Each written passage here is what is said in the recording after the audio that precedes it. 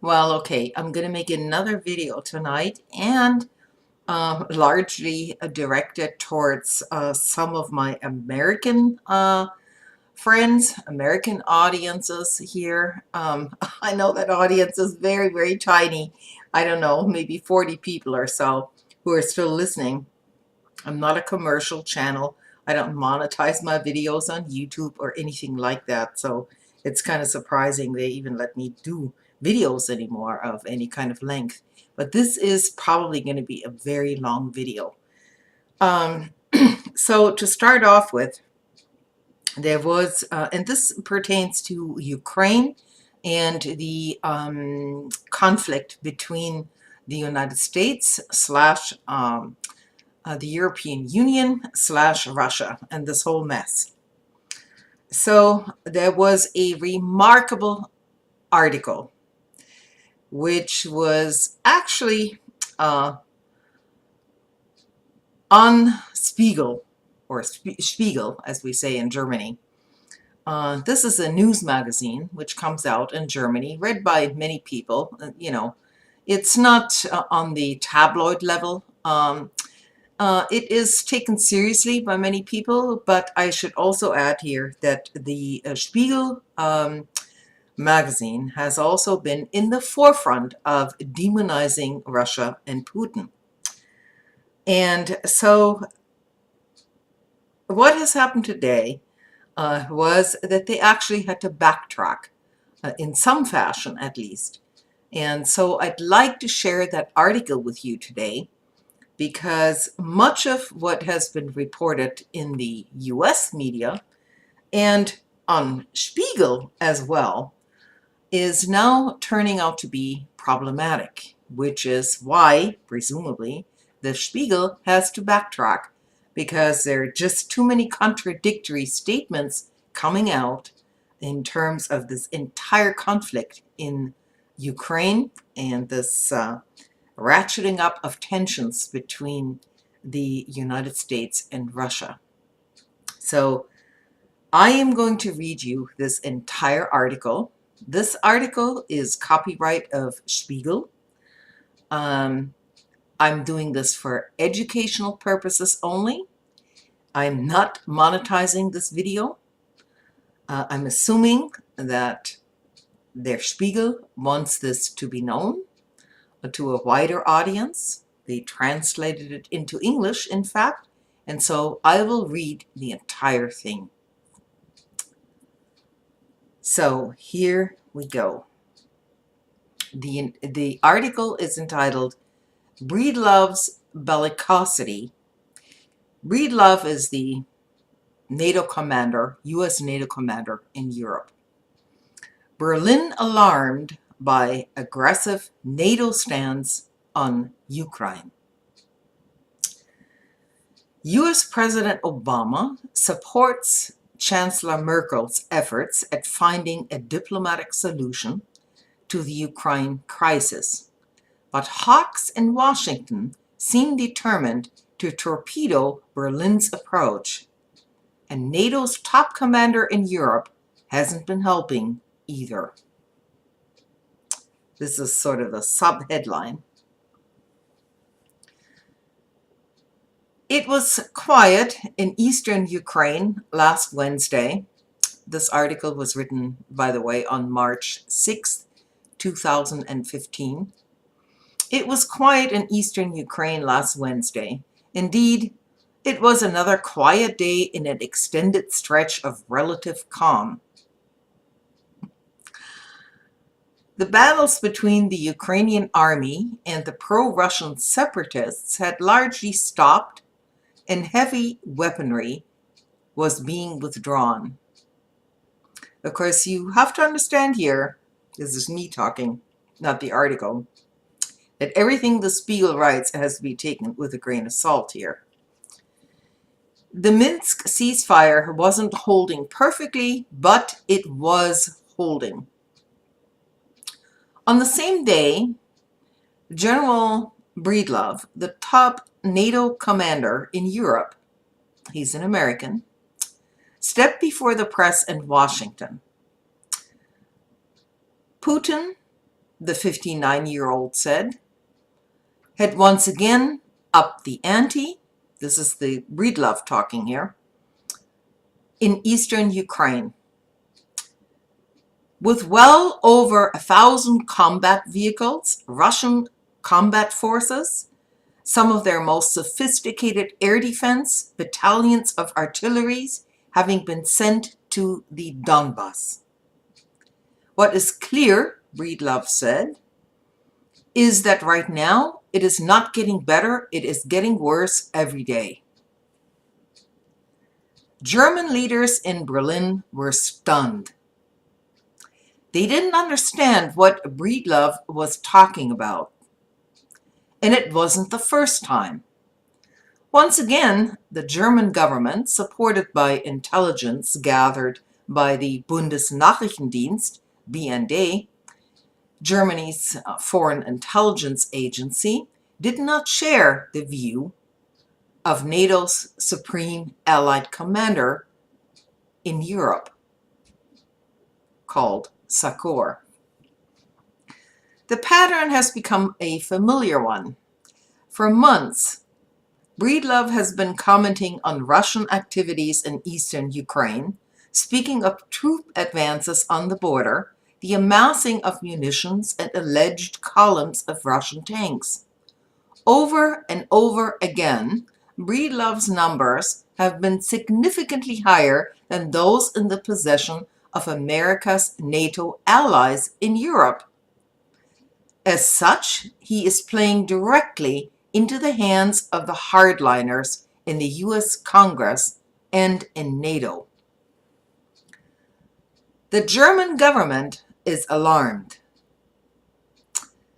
Are the Americans trying to thwart European efforts at mediation led by Chancellor Angela Merkel? Sources in the Chancellery have referred to Breedlove's comments as dangerous propaganda. I want to interject here that the German government is a coalition government between the conservatives, represented by Merkel, and the Social Democrats, represented by the SPD. Okay? Foreign Minister Frank-Walter Steinmeier even found it necessary recently to bring up Breedlove's comments with NATO General Secretary Jens Stoltenberg. So this is the spokesperson, European spokesperson for NATO. But Breedlove hasn't been the only source of friction. Europeans have also begun to see others as hindrances in their search for a diplomatic solution in the Ukraine conflict. First and foremost among them is Victoria Nuland, head of European Affairs at the US State Department.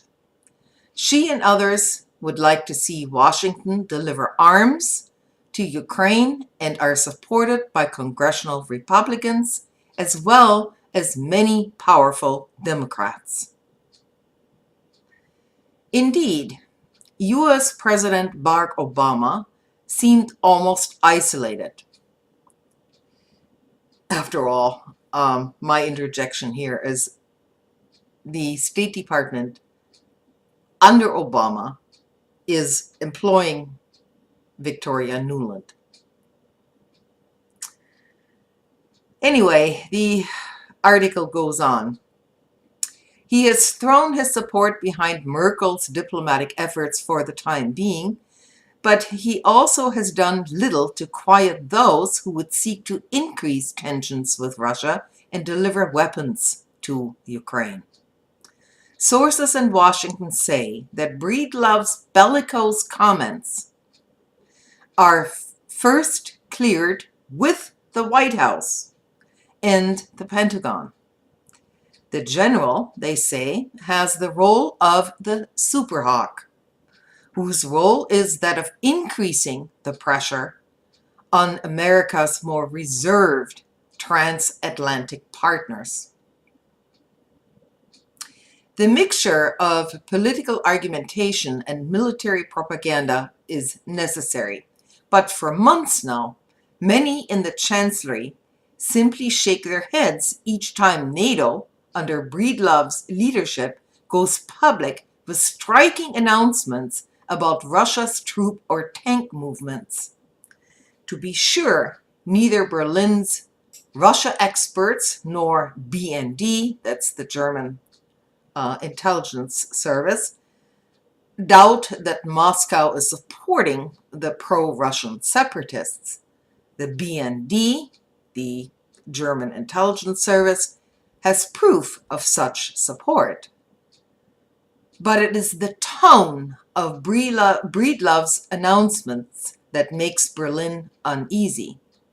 False claims and exaggerated accounts, warned a top German official during a recent meeting on Ukraine, have put NATO, and by extension the entire West, in danger of losing its credibility. There are plenty of examples. Just over 3 weeks ago, during the ceasefire talks in Minsk, the Ukrainian military warned that the Russians, even as the diplomatic marathon was ongoing, had moved 50 tanks and dozens of rockets across the border to Luhansk. Just 1 day earlier, U.S. Lieutenant General Ben Hodges had announced direct Russian military intervention. Senior officials in Berlin immediately asked the BND for an assessment, but the intelligence agency's satellite images showed just a few armored vehicles. Even those American intelligence officials who supply the BND with daily situation reports were much more reserved about the incident that Hodges was making in his public pronouncements. One intelligence agent says it remains a riddle until today how the general reached these conclusions. The German intelligence services generally appraise the threat level much more cautiously than the Americans do, the international military expert in Kiev confirmed. At the beginning of the crisis, General Breedlove announced that the Russians had assembled 40,000 troops on the Ukrainian border and warned that an invasion could take place at any moment. The situation, he said, was incredibly concerning, but intelligence officials from NATO member states had already excluded the possibility of a Russian invasion. They believed that neither the composition nor the equipment of the troops was consistent with any imminent invasion. The experts contradicted Breedlove's view in almost every respect. There weren't 40,000 soldiers on the border, they believed. Rather, there were much less than 30,000 and perhaps even fewer than 20,000. Furthermore, most of the military equipment had not been brought to the border for any possible invasion, but had already been there prior to the beginning of this entire conflict. Furthermore, there was no evidence of logistical preparation for an invasion, such as field headquarters. Breedlove, though, repeatedly made inexact, contradictory, and even flat-out inaccurate statements. On November 18, 2014, he told the German newspaper Frankfurter Allgemeine Zeitung that there were regular Russian army units in eastern Ukraine. 1 day later, he told the website of the German news magazine Stern that they weren't fighting units, but mostly trainers and advisors. He initially said that there were between 250 and 300 of them, and then between 300 and 500. For a time, media was even saying there were 1,000 of them. The fact that NATO had no intelligence agency of its own plays into Breedlove's hands. The alliance relies on intelligence gathered by agents from the US, Britain, Germany, and other member states. As such, SACEUR, or the American command, has a wide range of information to choose from. On November 12, 2014, during a visit to Sofia, Bulgaria, Breedlove reported that we have seen columns and columns of Russian equipment, primarily Russian tanks, Russian artillery, Russian air defense systems, and Russian combat troops entering into the Ukraine. It was, he noted, the same thing that OSCE is reporting. But the OSCE had only observed military convoys within eastern Ukraine. OSCE observers had said nothing about troops marching in from Russia. Breedlove sees no reason to revise his approach. I stand by all the public statements I have made during the Ukraine crisis, he wrote to Spiegel in response to a request for a statement accompanied by a list of his controversial claims. He wrote that it was to be expected that assessments of NATO Intelligence Center, which receives information from all 33 alliance members. I didn't know NATO has 33 alliance members. Alliance members, in addition to partner states, doesn't always match assessments made by individual nations. It is normal that not everyone agrees with the assessments that I provide, he wrote. I'm going to take a break here. It's a very long article.